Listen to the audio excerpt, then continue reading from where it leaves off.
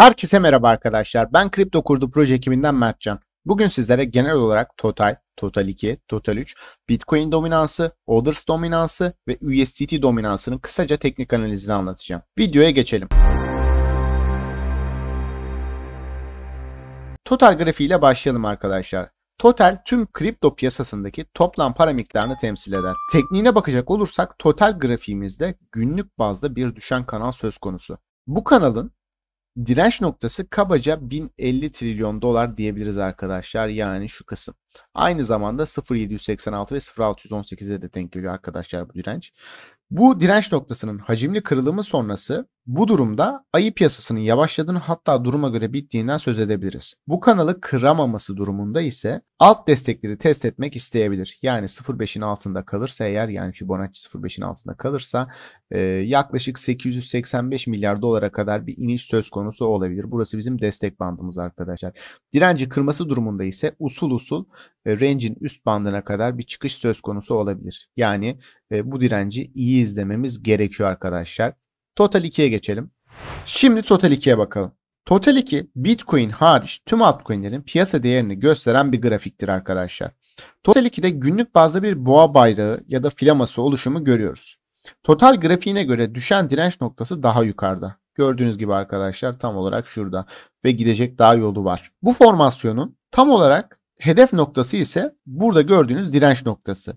Ve aynı zamanda Fibonacci tam olarak 1272 ve 1414 arasına bir yere geliyor. Bu ne zaman devreye girer arkadaşlar? Destek yaptığı range orta bandını kırmadığı sürece düşen trendine doğru yol alabileceğini söyleyebiliriz. Bu da altcoin'lerde yükseliş görmemizi sağlar. Destek noktalarımızı belirlemek için ise range orta bandını takip ediyoruz. Altında kalması durumunda ise ilk destek noktamız 495 milyar dolar diyebiliriz arkadaşlar. Total 3'e geçelim. Total 3 Ethereum hariç tüm altcoin'lerin piyasa değerini temsil eder arkadaşlar. Total 3'te de Total 2'deki gibi boğa bayrağı formasyonu gözümüze çarpıyor arkadaşlar. Aynı şekilde düşen trendin direncine de çok uzağız. Düşen trendin direnci şu siyahla gördüğünüz arkadaşlar. Buranın hedefi de yaklaşık range'in üst bandına tekabül ediyor.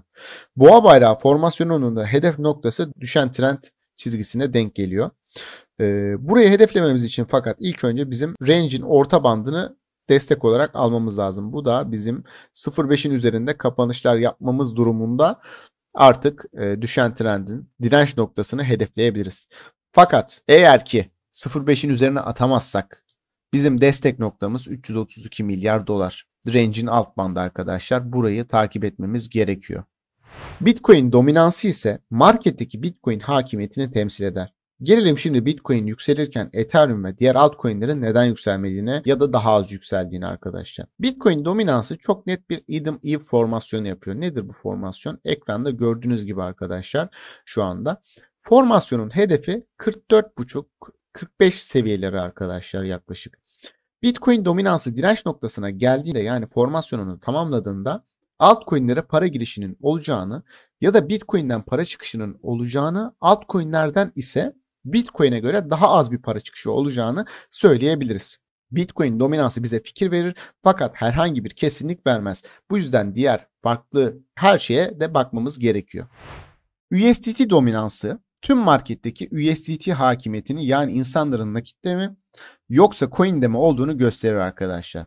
USDT dominansı düşüş trendine girdiğinde piyasa yükseliş, USDT dominansı yükseliş trendine girdiğinde ise Bitcoin'de ya da tüm piyasada düşüş trendi görülebilir. Aralarında ters bir korelasyon vardır.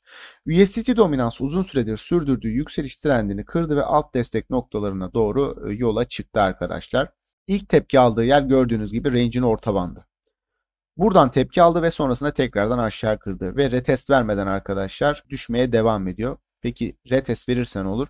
Bitcoin'de kısa süreli bir geri çekilme beklenilebilir. Çünkü USDT dominansı yükselecek, ters bir korelasyon olduğu için. Fakat 0.5'in altında kaldığı sürece arkadaşlar range'in alt bandını hedefleyecektir. USDT dominansını bu denli düşme ihtimalini piyasada ciddi yükselişler gelebileceği olarak yorumlayabiliriz. Fakat USDT dominansı destek bölgesine geldiğinde, yani ortalama %5-70'lere geldiğinde markette kısa süreli bir geri çekilme, USDT dominansını da yukarıya bir tepki almasını bekleyebiliriz arkadaşlar.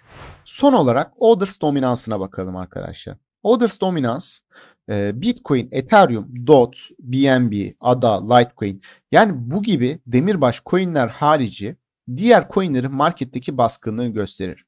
Orders Dominance'da düşen trend direncine çok yakınız. Ve fincan kul formasyonu göze çarpıyor arkadaşlar. Bu formasyonun çalışma prensibi ekranda görüyorsunuz. Boyun kırılımı sonrası fincan derinliği kadar bir yükseliş beklenilebilir. Yani bu da shitcoin'lerin, yani demirbaşı olmayan coin'lerin ciddi ataklar yapabileceğini gösteriyor.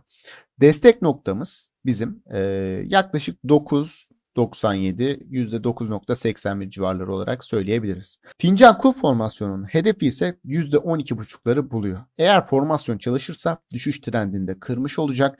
Demirbaş olmayan coin'lerin marketteki hakimliğini çok fazla baskılayamayacaklarını söyleyebiliriz.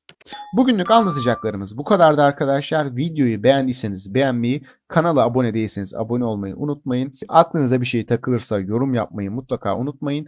Elimizden geldiğince yorumlara cevap vermeye çalışıyoruz arkadaşlar. Bir sonraki videoda görüşmek üzere.